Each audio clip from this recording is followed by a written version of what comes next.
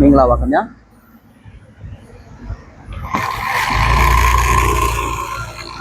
ဒီနေ့မောကလေးရွာတယ်လေကားကလည်းလက်ဆောက်ပိတ်တယ်လက်ကိုပိတ်တယ်ကားလက်ကိုပိတ်တယ်ဒါပိတ်ချက်အိုးစရာကောင်းတယ်ခဏကြာမှာလေခဏကြာမှာမိုးရွာလိုက်နည်းနည်းလေးပဲရွာလိုက်ကားတွေဆိုစောက်ရမ်းပိတ်တယ်ဒီနေ့တနင်္လာပေါ့နော်ဒီနေ့တနင်္လာကျန်အဲ့လောက်ထိမိုးရွာတာမဟုတ်ဘူးဒါပေမဲ့ကားကလေပိတ်ချက်ဟာပြောစရာမလိုတော့ပိတ်တယ်ကျွန်တော်တို့ဒီလိုညဘက်မှာကားမောင်းနေဖြစ်စေစိုက်ကဲမောင်းနေဖြစ်စေတကယ်ကိုဘယ်လိုပြောဆိုတော့အန်ဒီရများတာပေါ့ကွယ်အခုကျွန်တော်ရောက်တဲ့နေရာကထိုင်းနိုင်ငံကိုရောက်စီတဲ့မြန်မာနိုင်ငံသားမသိတာမရှိဘူးဒီနေရာဒီနေရာမှာတော့ဘောနော်ဒီဆိုကိုဝစ်လိုင်းလမ်းမှာကျွန်တော်ရောက်နေတယ်ပေါ့ကျွန်တော်မောင်းပြရတယ်ပေါ့မိုးကတော့အဲ့လိုထိရွာတာမဟုတ်ဘူးနော်ကားဟာလေပိတ်ချက်ပြောစမလို့တော့ဖြစ်နေ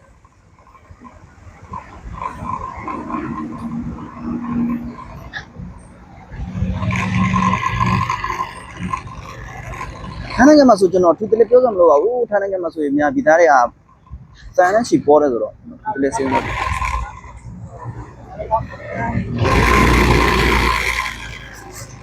ဒါကတော့ဒီနေရာမှာ1 Bangkok ပေါ့နော်များပြည်သားတွေ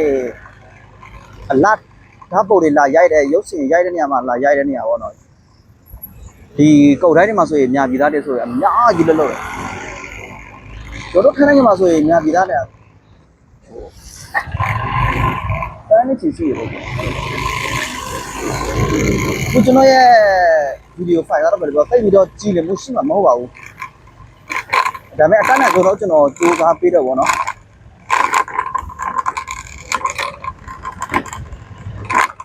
ဟိုညဘက်မှာကျွန်တော်ကလည်းစိုက်ကလေးတစ်ဖက်မောင်းရတယ်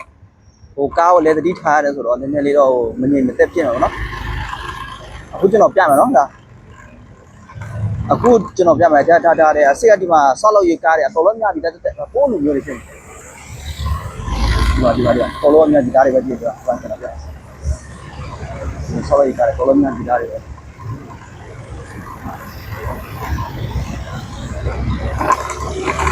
ထိုင်းနိုင်ငံမှာများဒီကားတွေရဲ့ဘဝဟာတော်လေး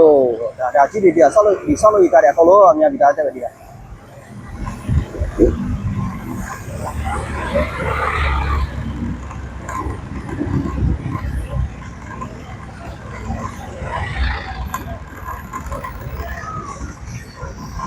ထိုင်းနဲ့မြန်မာနိုင်ငံဘာကွာလဲဆိုတော့ပြောတိုးတက်မှုကတော့အဲ့လိုဖြစ်မဟိုဘယ်လိုဆိုတော့အရင်ကကွာတယ်လို့ပဲပြောရမယ့်အခြေအနေပေါ့နော်ဟိုသူတို့နိုင်ငံကဟိုပြည်သူတွေကိုဘယ်လိုပြောဆိုတော့နည်းနည်းလေးအခွင့်အရေးပေးတယ်ပေါ့နော်ပြည်သူတွေဘာလို့ချင်လဲနည်းနည်းပါအခွင့်အရေးပေးတယ်ဆိုတော့တိုးတက်မှုအခြေအနေတော်တော်လေးကိုရတာပေါ့ကိုယ့်ရဲ့နိုင်ငံကပြည်သူတွေအတွက်ဘာမှဟိုသိမစင်စားပြီးတော့တိုးတက်မှုနောက်ကျတယ်လို့ပဲပြောရတာပေါ့နော်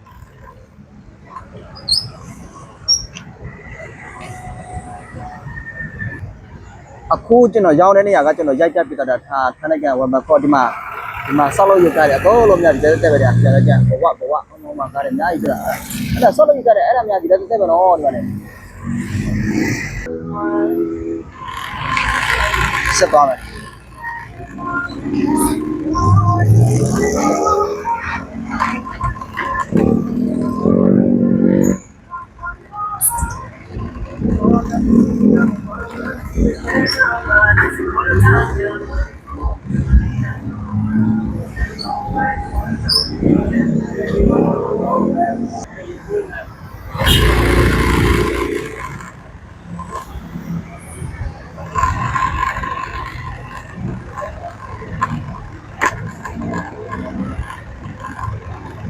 မိုးကလည်းကွယ်ဒီလိုရက်မှလော်ရွာရတယ်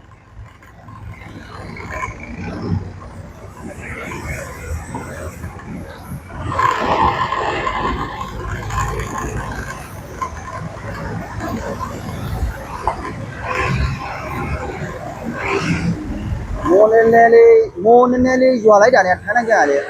ကာပိတ်တာဘယ်လောက်ထိပိတ်လဲဆိုတကယ်ကိုဟိုမသိရ ဒါကျွန်တော်တို့စိုက်ကဲသမားတွေဆိုရင်နည်းနည်းသက်သာနော်ကားသမားတွေဆိုရင်တကယ်ကိုစိတ်စီလက်စီသူတို့စစ်ထားတယ်ကျွန်တော်ဆိုရင်ဟိုမီပွိုင်လေးနဲ့ထိလိုက်တာနဲ့ဘယ်လိုပြောစိတ်ကုတ်တယ်သူတို့ကတော့စိတ်စီလက်စီသူတို့ပြီးခံပြီးနေတယ်အခုကျွန်တော်ကန်ကောင်းတယ်ပေါ့ဒီနေရာဆိုရင်ကျွန်တော်ဟိုဒါမီပွိုင်တွေကျွန်တော်မြင်ထိတယ်ဒီနေ့ကမီပွိုင်မထိလောက်ဘူးတင်တယ်မထိဘူးကျွန်တော်စိတ်ကမောင်းသွားတဲ့ကားတွေကလည်းအန်ဒီရကြီးတယ်ကွယ်ကျွန်တော်ပြောတော့ပြီးမီတော့ပြောက်သွား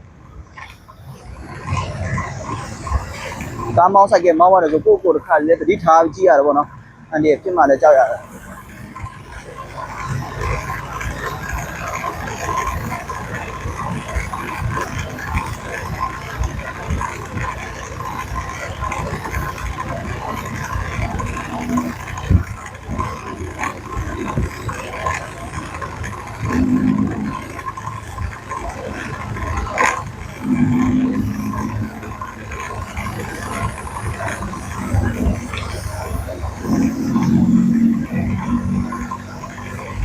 ကျွန်တော်ခဏကြရဲ့ဒီဘန်ကောက်မြို့စကိုဝိလန်လည်းကျွန်တော်ရောက်တော့တယ်အဲ့ဒီမှာဆိုများဒီသားတွေဆိုတာလွတ်တာအများကြီးပဲကျွန်တော်လည်းအထူးတလဲစင်ပြစာမလို့တော့ဘူးထင်ပါတယ်ဘာကြောင့်လဲဆိုတော့ဟိုများဒီသားတွေကလည်းဒီထိုင်းနိုင်ငံလုံးမှာနေရနဲ့မှာရှိနေတော့ဟိုအထူးတလဲစင်ပြစာမလို့ပေါ့နော်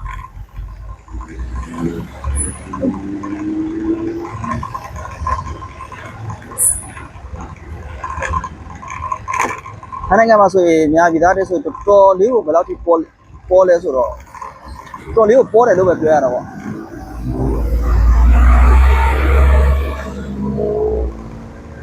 မိုးလေးနည်းနည်းရွာလိုက်တာနဲ့အနေကပုစစ်မှာပဲစစ်နောက်စစ်ပဲစီးတယ်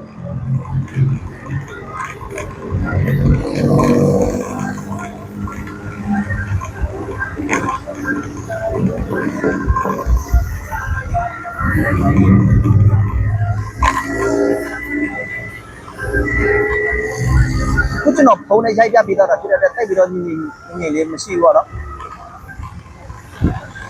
ကျွန်တော်လည်းဒီ DJI camera 360နဲ့ဆိုတော့ရိုက်လည်းမရိုက်တာ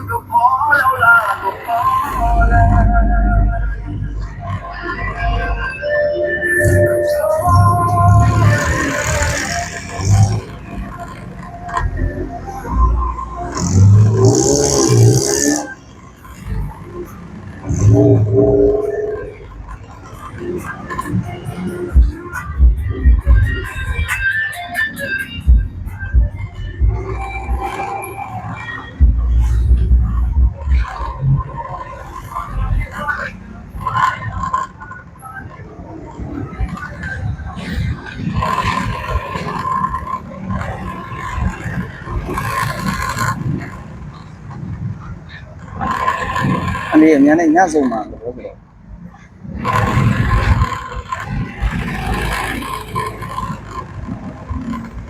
မိုးကလည်းရွာတယ်လမ်းကလည်းချောတယ်ဆိုတော့အမြင်မမောင်းရဘူးကားကလည်းပိတ်တယ်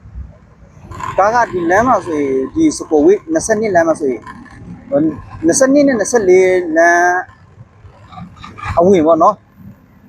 ဒီလမ်းမှာဆိုရင်ကားတွေကဘယ်လောက်ထိပိတ်လဲဆိုရင်သူတို့လည်းဆိုရင်လူလမ်းဆောက်တာ9မိနစ်တော့9မိနစ်တောင်မရှိတဲ့နေရာကိုသူတို့ကအချိန်40တောင်မိနစ်ပေးရတဲ့နေရာပေါ့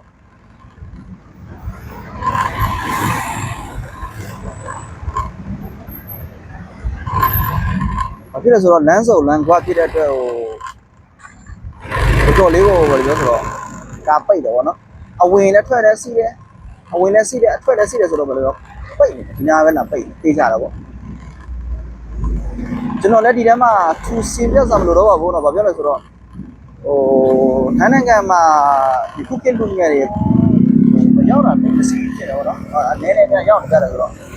မစင်ပြတ်လို့တော့ပါဘူးကျွန်တော်မောင်းတဲ့လမ်းကိုသူတို့သိမှာပါ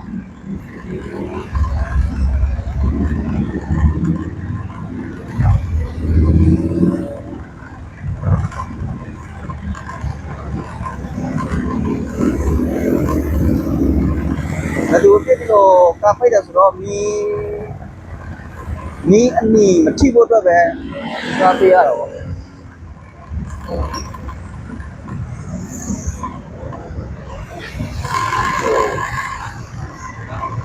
ဘူးတော့ကွာမောင်းတော့မယ်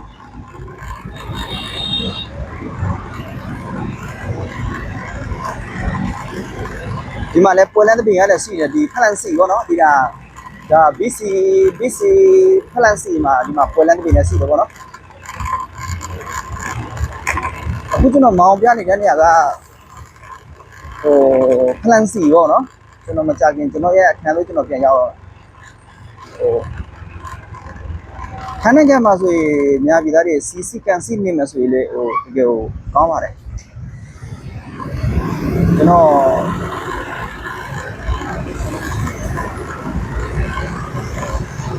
ကျွန်တော်လိုပဲဘဝဖြတ်တန်းနေတဲ့လူကလည်းများတာပေါ့နော်တော်တော်လေးကိုများပါတယ်ခန်းနိုင်ငံမှာများပြည်သားတွေ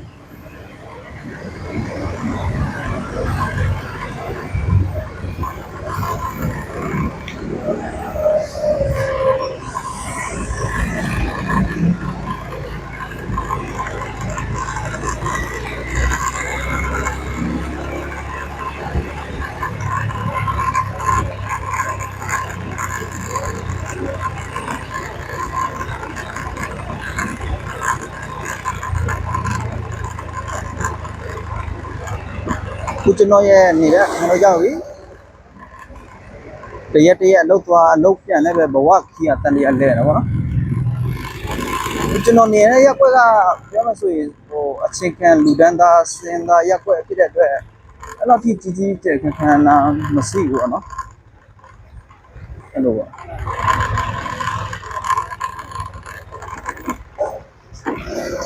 ဟဲ့ကြောက်အစိကလူတွေကအစိမကြည့်နောက်မကြည့်နဲ့ကိုကိုဝင်ကြုံတော့မယ်နောက်ဆိုတော့သူကတောင်းပန်တယ်ပြောလိုက်တယ်တောင်းပန်တယ်တစ်ခုနဲ့မလုံတော့ဘူးလေနော်လောပါစေချောပါစေကန်ဆိုလို့ကိုကတိုက်တော့ပြီဆိုရင်ဦးနှစ်ဖက်နင်းလာတာပေါ့သူပဲမမကိုပဲမမကျွန်တော်နေရတော့ရောက်လာတယ်ကိုထမ်းတာ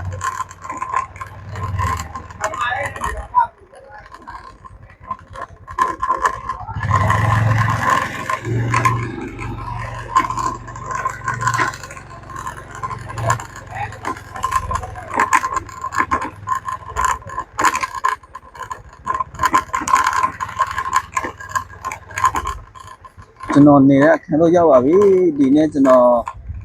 တကယ်ချင်းတို့လို့ကျွန်တော်လိုပဲနိုင်ငံခြားမှာဘဝကိုရုန်းကန်ပြီးတော့မိဘကိုထောက်ပံ့လူတွေအားလုံးဘီကီကြပါစေလို့ဆုတောင်းပေးလိုက်ပါတယ်